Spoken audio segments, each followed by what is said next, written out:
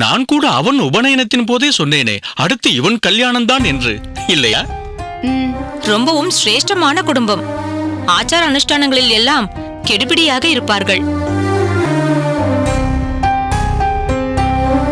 மொத்தத்தில் அருமையான வரன். என்ன, பேசி விடுவோமா? சரி என்று சொல்லுங்கள் மாப்பிள்ளை. ஊருக்கு போனவுடன் பெண் பார்க்க ஏற்பாடு செய்து விடுகிறோம். தஞ்சமம்பாள், எங்கே போகிறாய்? நான் அகத்துக்கு போகிறேன். என்னடி அவசரம்? இரு, போகலாம். மாப்பிள்ளை, என்ன சொல்கிறீர்கள்? இருக்கட்டும், யோசித்து செய்வோம். கொஞ்சம் அவகாசம் கொடுங்கள். சுபசிய சீக்கிரம் என்று சொல்வார்கள். சுப காரியங்களை தள்ளி போடக்கூடாது. மாமி, நான் போகிறேன். அசடே, போகிறேன் என்று சொல்லக்கூடாது, போய்விட்டு வருகிறேன் என்றுதான் சொல்ல வேண்டும். சரி பாட்டி, நான் அப்படியே சொல்கிறேன். அதே போல் நீங்களும் ஆற்றங்கரையில் ஒன்று சொன்னீர்களே, அதை சொல்லுங்கள். நான் ஒரே சமயத்தில் 9 சொல்வேன். எதை என்று நான் ஞாபகம் வைத்துக் கொள்வது? பாட்டி வாயை திறந்தால் மூட மாட்டேன் என்றே ஊரெல்லாம் எனக்கு நல்ல பெயர். தஞ்சமாம்பா, பாட்டி என்ன சொன்னாள் என்று நீயே சொல்லேன். எனக்கே இப்பொழுது மறந்துவிட்டது. நினைவு வரும்போது சொல்கிறேன். சரி மாப்பிள்ளை.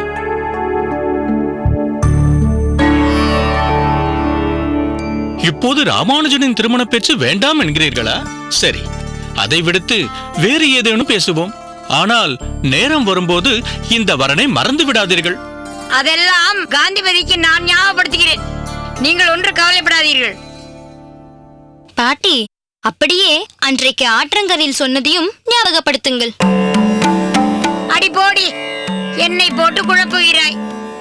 பாதி சமயம் இந்த மறதியை பற்றி தான் எனக்கும் என் மாட்டு பெண்ணுக்கும் சண்டை.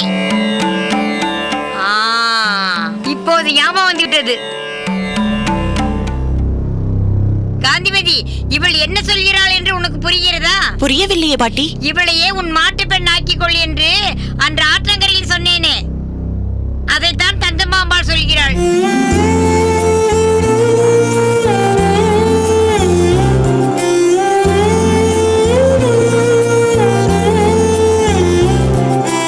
அப்படியா தஞ்சமாம்பா? இல்லை இல்லை, நான் அதை சொல்லவில்லை. சரி, நான் வருகிறேன்.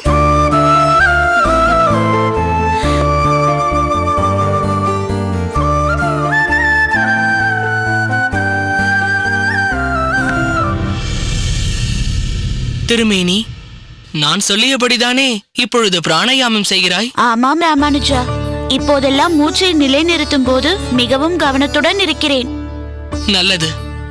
அத்தோடு மூச்சை உள்ளே இழுத்தல், நிலைநிறுத்தல், பின் வெளியிடுதல் போன்ற செய்கைகளில் இடைப்பட்ட கால அளவு சரியான முறையான விகிதத்தில் இருக்க வேண்டும். அதை மறந்து விடாதே. அண்ணா, அனைவரும் பிராணாயாமம் பயிலும் முறை ஒன்றுதானே? திருமேனி விசேஷமாக பயிற்சி செய்கிறானா என்ன?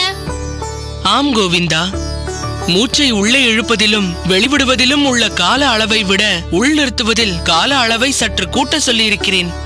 அதற்கு காரணம் ஏதாவது இருக்கிறதா அண்ணா? அதை நான் சொல்கிறேன் கோவிந்தா. எனக்கு முன்பெல்லாம் அன்றாடம் நடத்தும் பாடம் மனதில் தங்காமல் அடிக்கடி மறந்துவிடும். அதற்கு உபாயமாக ராமானுஜன் தான் இந்த முறையை பின்பற்ற சொன்னான். இதனால் ஞாபக சக்தியில் நல்ல முன்னேற்றம் ஏற்படும் கோவிந்தா. என் அனுபவத்தில் அதை நான் நன்கு உணர்ந்திருக்கிறேன். என் முன்ஜென்ம பலன், நான் ராமானுஜனை என் உற்ற நண்பனாக அடைந்திருக்கிறேன். கோவிந்தா, உன் பாக்கியம், நீ அண்ணனாகவே ராமானுஜனை அடைந்திருக்கிறாய். சரி சரி சரி, போதும் என்னை பற்றிய வர்ணனை. ஆமாம், எங்கே நம் சக்கரபாணியும் சாரங்கனும் வரவில்லையே?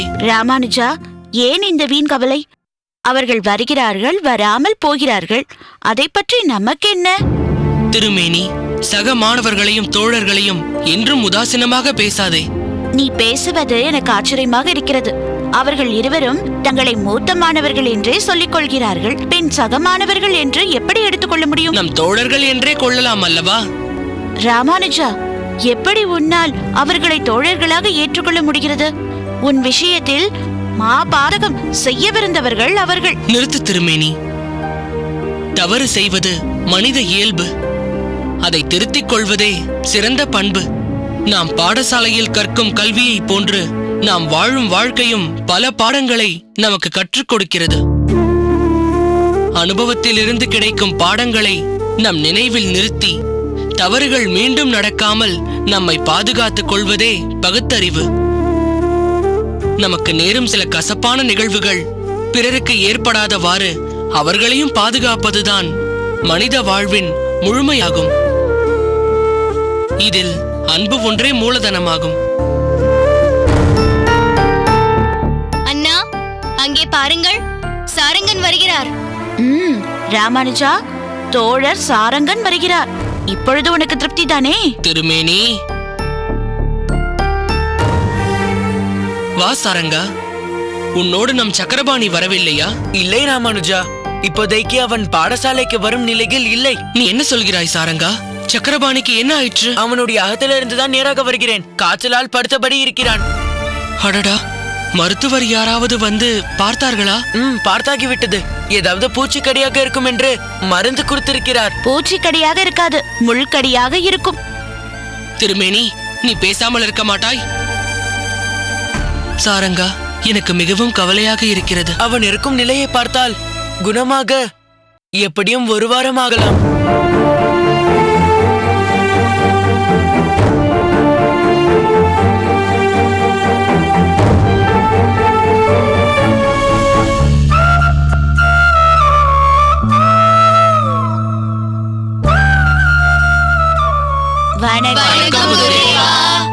அமருங்கள் மாணவர்களே.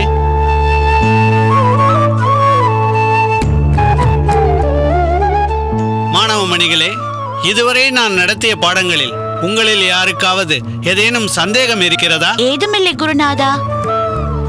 திருமேனியா சொல்வது? அப்படியென்றால் எல்லோருக்கும் எல்லாம் புரிந்திருக்கும் என்றே எடுத்துக்கொள்கிறேன். சரி, வரவிருக்கும் 2 நாட்களில் நடத்தப் போகும் பாடங்களையும் நன்கு கேட்டு மனதில் நிறுத்திக் கொள்ளுங்கள். ஏனென்றால் சாரங்கா, சக்கரபாணி எங்கே? வரவில்லை குருதேவா. அப்படியா? மாணவர்களே, கல்வி கற்பது எவ்வளவு முக்கியமோ அந்த அளவுக்கு மிக முக்கியமானது அதில் நாம் காணும் தேர்ச்சி. எனவே இதுவரை நீங்கள் கற்றவற்றின் நிலை அறிய தேர்வு என்பது மிகவும் அவசியமாகிறது. ஆகையால் இன்னும் 2 நாட்களில் உங்கள் தேர்ச்சி நிலை அறிய தேர்வு வைக்கப் போகிறேன். அதில் உங்கள் ஞாபக சக்தி, வேத பாடங்களை நீங்கள் உச்சரிக்கும் முறை, கால அளவு இவை அனைத்தும் பரிசீலிக்கப்படும். எனவே அதற்கு இப்பொழுதே தயாராகிக் கொள்ளுங்கள். இந்த தேர்வின் முடிவை பொறுத்துத்தான் நீங்கள் பாடத்தின் அடுத்த நிலையை அடைய முடியும். ஏன் அண்ணா, என்னவாயிற்று உங்களுக்கு? முகம் வாட்டம் கண்டு விட்டது.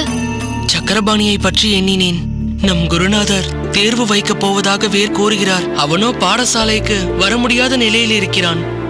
வேடே ராமானுஜா, அவன் தலை எழுத்து அப்படி. அப்படி சொல்ல முடியாது. சக்கரபாணியின் படிப்பிலும் அதில் தேர்ச்சியிலும் அவன் குடும்பத்தின் தலையெழுத்தும் அடங்கியுள்ளது.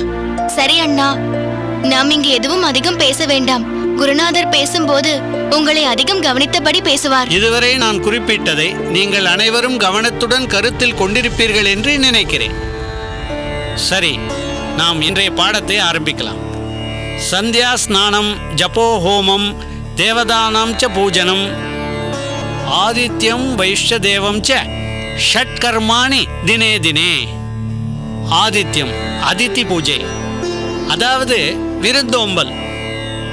வைஸ்வதேவம், நலிந்தவர்களுக்கும் மற்றும் பிராணிகளுக்கும் உணவளித்தல்.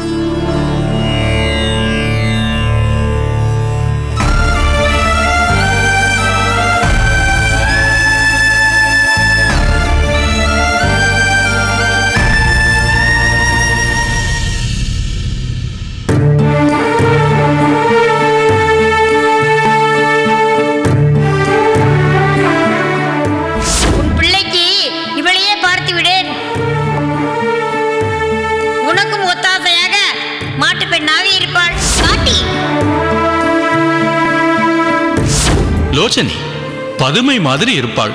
என் மருமான் ராமானுஜனுக்கு வெகு அருமையாக பொருந்துவாள்.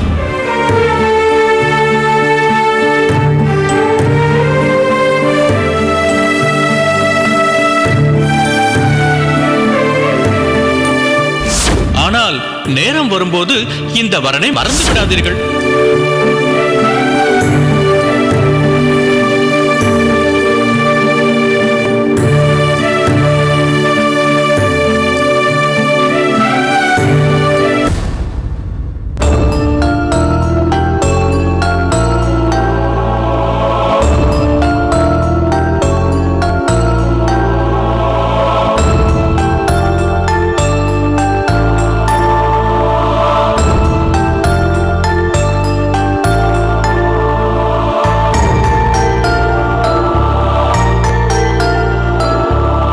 தஞ்சா, எதற்காக இங்கே இப்படி தனியாக உட்கார்ந்திருக்கிறாய்?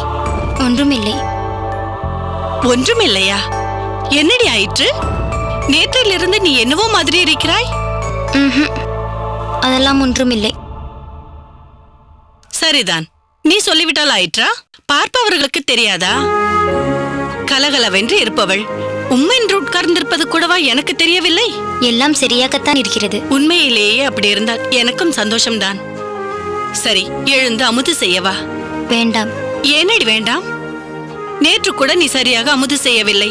நான் பார்த்து கொண்டுதான் இருந்தேன். எங்கேயோ யோசித்தவாறு இலையை கூட பார்க்காமல் அமுது செய்தாய். சரி, போகட்டும். இப்போதாவது எழுந்து வந்து நன்றாக அமுது செய். வா. இல்லை அம்மா, எனக்கு வேண்டாம். என்னை விட்டு விடேன். என்னடி தஞ்சா, உடம்புக்கு ஏதாவது செய்கிறதா? அதெல்லாம் ஒன்றுமில்லை. என்னை கொஞ்சம் தயவு செய்து விட்டு விடேன். தோழிகளுடன் சண்டையா? அதனால்தான் இப்படி இருக்கிறாயா? இல்லை. பிறகு என்னடி? பேசாமல் எழுந்து வா, இலையை போடுகிறேன். ஐயோ, வேண்டாம் அம்மா. என்னடி தஞ்சா, நீ இப்படி இருப்பது என் மனதிற்கு மிகவும் கஷ்டமாக இருக்கிறதடி. நீ இப்படி என்னை தொந்தரவு செய்வது எனக்கும் கஷ்டமாக இருக்கிறதம்மா. மிகவும் நன்றாக இருக்கிறது நீ சொல்வது. அமுது செய்ய வா என்று அழைப்பது உனக்கு தொந்தரவாக இருக்கிறதா? கெஞ்சினால் மிஞ்சுகிறாயே. வர வர உனக்கு பிடிவாதமும் கோபமும் அதிகமாகிக் கொண்டே போகிறது. இனிமேல் நான் உன்னை கெஞ்ச போவதில்லை. வயிறு காய்ந்தால் தன்னால் வரப்போகிறாய். என்ன கௌசல்யா, எதற்காக அவளை கோபித்துக் கொள்கிறாய்? நீங்களே பாருங்கள். அமுது செய்ய வா என்றால் வரமாட்டேன் என்கிறாள்.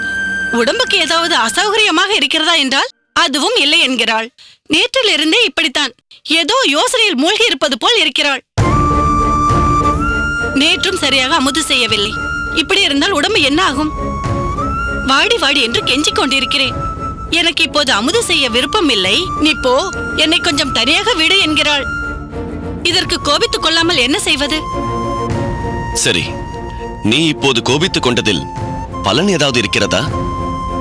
கொஞ்சம் விட்டுதான் பிடிக்க வேண்டும் கௌசல்யா. நன்றாகத்தான் விட்டு பிடிப்பது. உங்கள் அருமை பெண்ணுக்கு நீங்கள் தான் புத்தி சொல்ல வேண்டும். சொல்கிறேன். பக்குவமாக எடுத்து சொன்னால் அவள் புரிந்து கொள்ளக்கூடியவள்தான். படபடவென்று பேசினால் அவளும் யோசிக்காமல் ஏதாவது பேசிவிடுவாள். அது உனக்கு கோபத்தை அதிகப்படுத்துகிறது.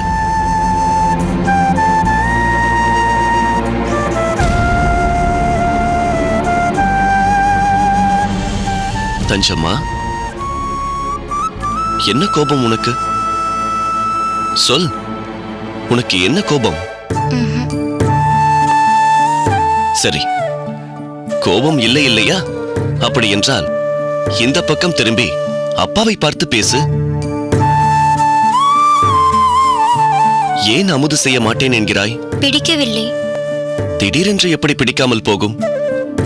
உடம்பு சரியில்லை என்றால்தான் உன்னை பிடிக்காது. அப்படியெல்லாம் உனக்கு ஒன்றுமில்லையே. இல்லை. அப்படியென்றால் உனக்கு மனதில் ஏதோ பிரச்சனை, அப்படித்தானே? உன்னை போன்ற சின்ன பெண்ணுக்கு மனதில் என்ன பிரச்சனை இருக்க முடியும்? தோழிகளுடன் சண்டை போட்டிருக்கிறாய். அவர்களில் யாரோ ஏதோ உன்னை குத்துவது போல் சொல்லிவிட்டிருக்கிறார்கள். அதுதான் உனக்கு மனதில் உறுத்திக் கொண்டிருக்கிறது, சரியா? அதெல்லாம் ஒன்றுமில்லை அப்பா. சரி, அம்மா நேற்றோ அதற்கு முந்தைய நாளோ ஏதாவது பெரிதாக வைத்து தீர்த்தாளோ? சரி, போகட்டும். பிறகு ஏன் சரியாக அமுது செய்யவில்லையாம்?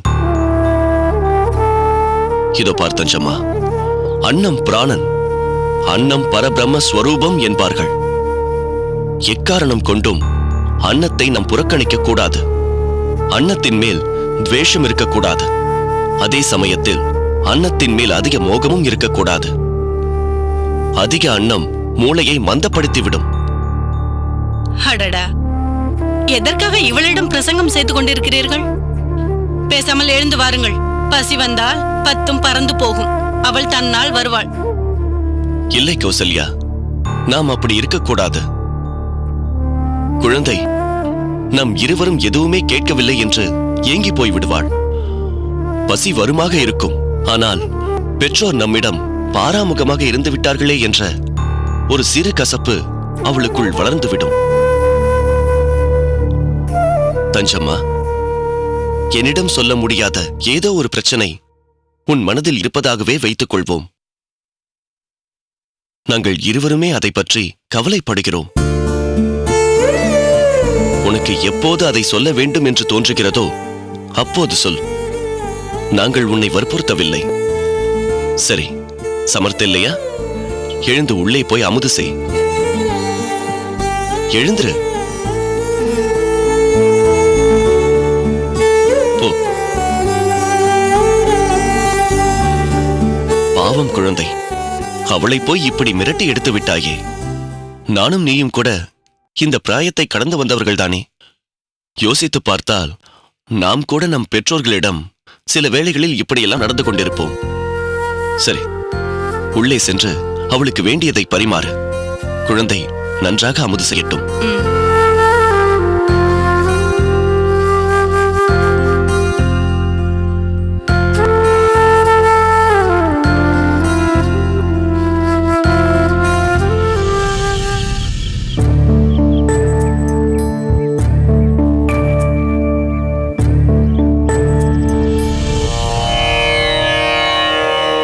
குன்றம் ஏந்தி குளிர்மழை காத்தவன் அன்று ஞாலம் அனந்தபிரான் சென்று சேர் திருவேங்கடமாமலை ஒன்றுமே தொழனம் வினையோயுமே ஓயுமூப்பு பிறப்பிறப்பு பிணி பீயுமாறு செய்வான் திருவேங்கடத்தாயன் நான் மலராம் அடித்தாமரை வாயுள்ளும் மனத்துள்ளும் வைப்பார்கட்கே.